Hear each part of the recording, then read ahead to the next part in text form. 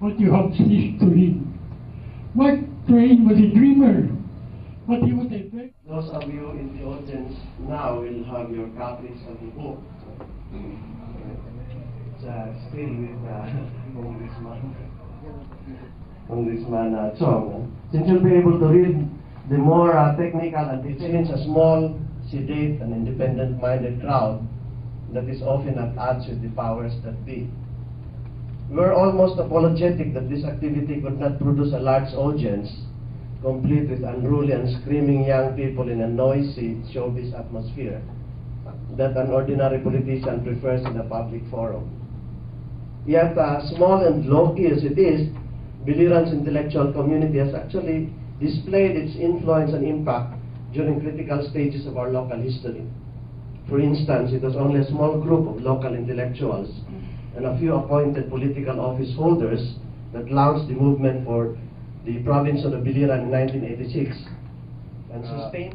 When I submitted it for publication in Kinaadman, Father Bernard said, "This may look audacious and even outrageous, but since it is provided with primary resources with prima facie validity, then I will accept it for publication."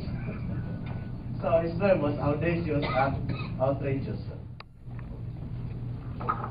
I've been reading some of your publications on historical events. I read somewhere that Leyte, Biliran, even Maripipi were what do you call this, the hunting grounds of the Lapu-Lapu. And would you elaborate on this?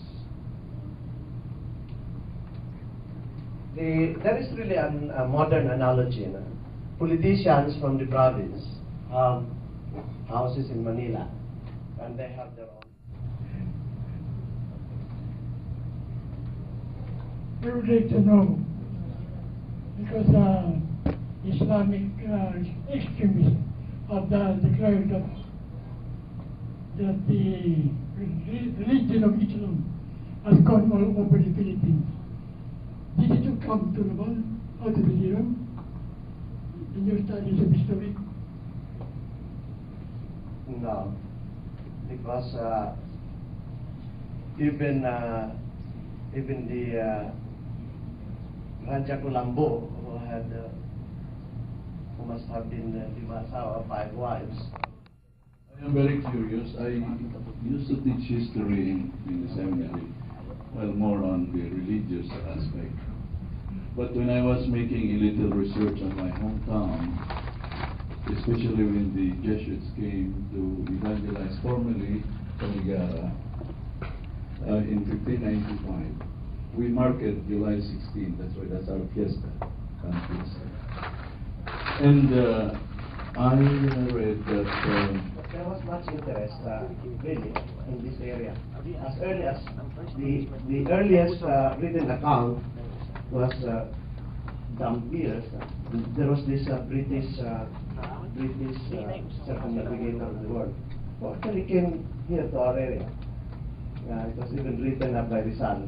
Because in 1588 there was already a ship being built here in Panama. This was the old name of our island was Panama until around 1670. And then the volcano erupted, Mount Panama erupted, and we still have this sculpture in Leyte-Samar, Tacloban diaries. And there was no Tacloban until the Agustinians came in 1770. When they made Tacloban as the capital or something like that. If you go, Aboyog, Katarman, they have seen sun. Only Tacloban is actually. But since it became the regional center, so we started to adapt Hin, Han, Hine.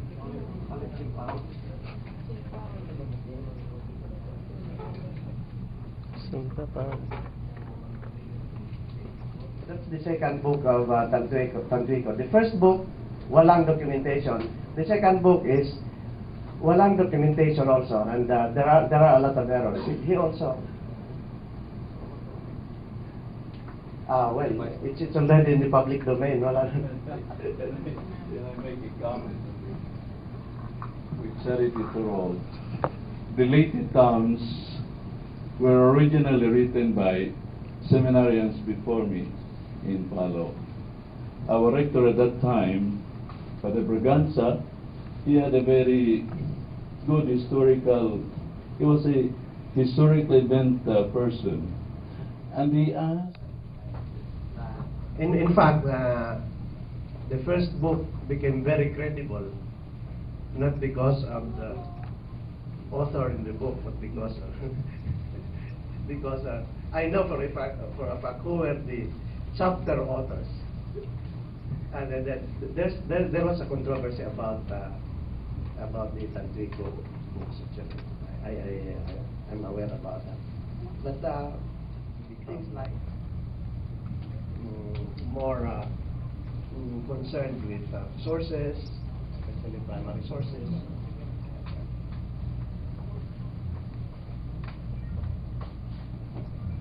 Part lang daw sa sabi ni Professor. I don't know, with this setting here, I just feel that we need really to prepare for this celebration, both as a parish and as a municipality. And I don't know, I just feel that maybe we could do something about the historical preparation, the events, the accuracies and the inaccuracies that that may come out of these kanang celebrations that we are looking forward to 2 years from now. Studies Association. Rolando O. Borrinaga is probably at this time the foremost local historian of the Eastern Visayas, the area comprising more specifically the islands of Leyte and Samar. In compiling in one convenient volume to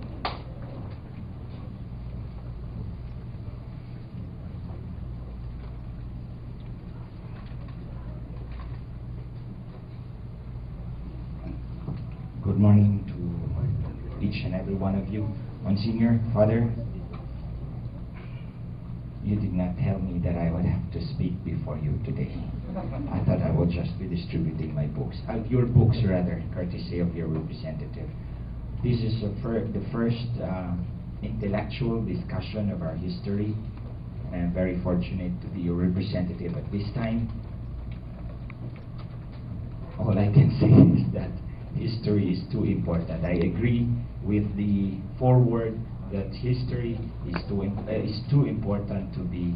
Congressman Chong, friends, ladies and gentlemen, my acknowledgements consists of two parts. One will be taken from the relevant section of my book.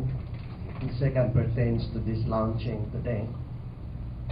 The fruition of this book owes much to the enthusiastic support of many people. Let me acknowledge the more visible among them as follows. Dr. Bernardita Reyes Churchill, President of the Philippine National Historical Society, for the permission to reprint here the papers I have presented in various PNHS conferences and or published in various issues of the Journal of History, and for the writing of the foreword.